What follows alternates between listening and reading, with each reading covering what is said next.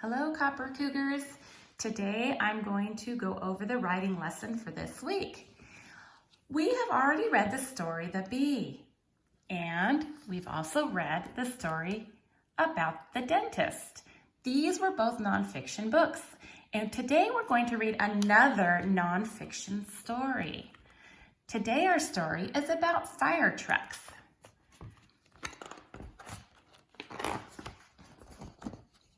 Do you remember what's on this page? That's right, it's the table of contents. The table of contents shows us what topic we are going to find on the corresponding page.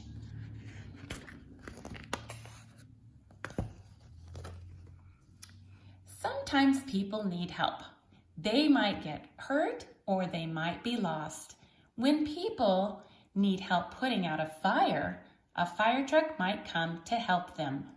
It says, fire trucks zoom down the street to reach fires quickly.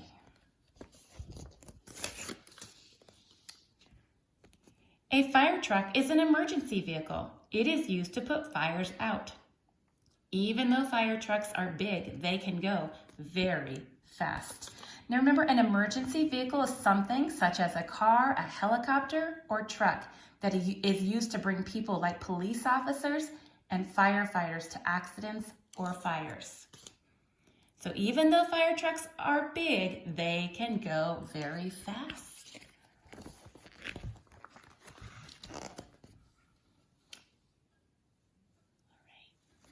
Fire trucks look very different 400 years ago, don't you think? Look at this. That doesn't look like our fire trucks now at all. All right. The first fire trucks were used about 400 years ago. They were tanks of water pulled by people or by horses. Now, a tank is a large container used for holding liquid. They were tanks of water pulled by people or by horses. About 100 years ago, people built the first fire trucks with motors. Today, most fire trucks are red, yellow, or green. They have flashing lights and loud sirens. The lights and sirens warn other drivers to move out of the way. Now, sirens are horns that make a loud warning noise, aren't they? Here's the picture.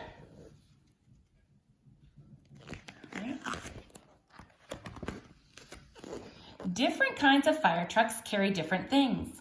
Ladder trucks have a tall ladder attached to the top. Pumper trucks have pumps for spraying water. Tanker trucks have huge tanks filled with water.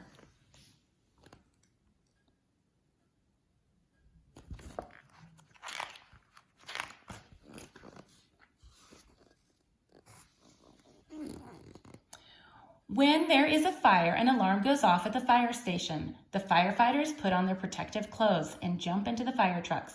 One firefighter drives each truck. Other firefighters sit next to or behind the driver. A dispatcher tells the firefighters where to go.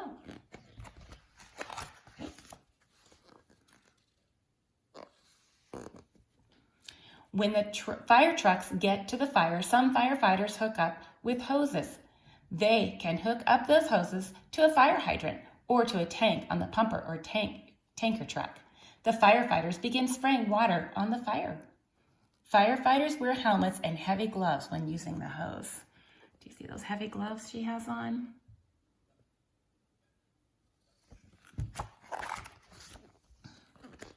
Some firefighters climb ladders to put out fires in tall buildings. They can rescue people trapped in buildings too. Firefighters wear air masks to help them breathe inside burning buildings.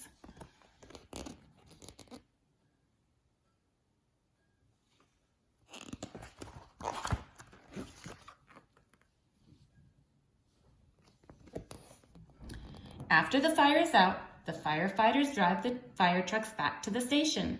They wash the trucks and check their gear. They make sure the fire trucks are ready for the next emergency. Early fire trucks. Let's get a picture here. Look at that. Early fire trucks. The first fire trucks were just big tanks of water. People had to pump the water by hand to get it out of the tank. Then people made pumps that were powered by steam. These pumps worked faster. They were more powerful too. They could spray more water out of hoses.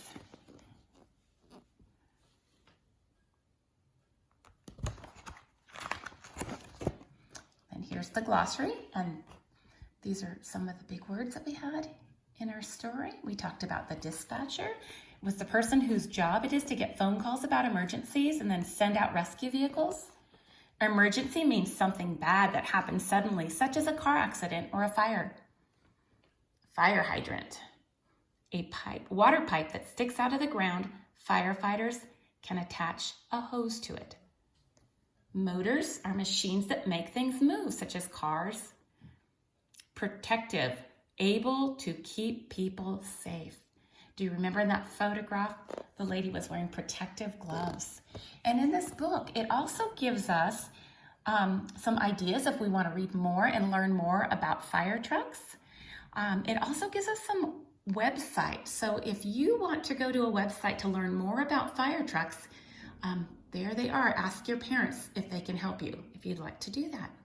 Okay, today's writing is going to be about an object. So Mrs. Crawford chose an object to write about because we are writing about nonfiction. Look at my object. Everybody know what that is?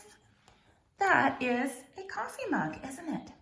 So what I want you to do, boys and girls, is I want you to think of an object, something at your house that you want to write about, that you can explain details about. You're going to tell us, what does it look like? What do you use it for? Okay, and you're just going to write down some descriptive things. You're going to write facts about your object. So I've chosen to write about a coffee mug. So for day one, you are going to choose your object, and then you are going to write facts about your object. Okay, so I went ahead and wrote facts about my object. It says, day one, facts about my mug, because that's what I'm writing about.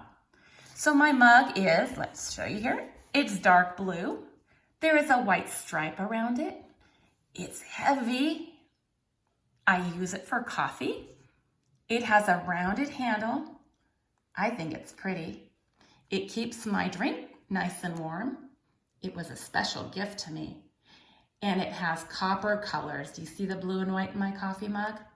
Okay, so for day one, you need to choose an object. Maybe it's a toy, maybe it's a lunch pail, maybe it's a book. It can be any object in your house. So why don't you go find your special object, and then today in your journal, you're just going to write facts about. So your page would, instead of saying facts about my mug, yours might say facts about my race car or facts about my favorite stuffed animal. Then just write your facts down for today. So that's day one of your journal writing. Day two, you are going to turn your facts into a story.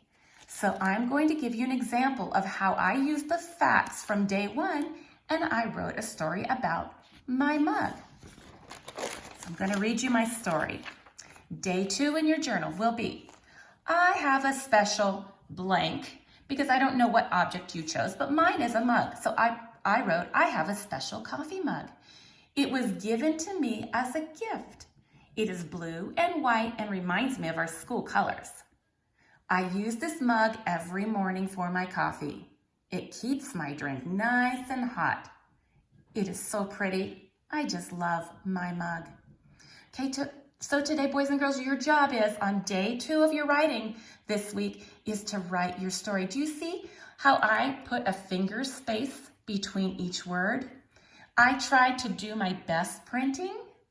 I start every sentence with a capital letter, and I end each sentence with a proper punctuation. So boys and girls, I want you to do your best writing about your special object that you've chosen this week. So remember, that's day one and day two. Day three and day four, you get to do free write, which means you can tell me about anything you like. You may write fiction, you may write nonfiction. If you want to interview another family member, you may do that as well. I can't wait to see your journals. Make sure you send me your final story, which would be like this, okay? Boys and girls, I'm so proud of you. keep writing, and I'll talk to you again soon. Bye-bye.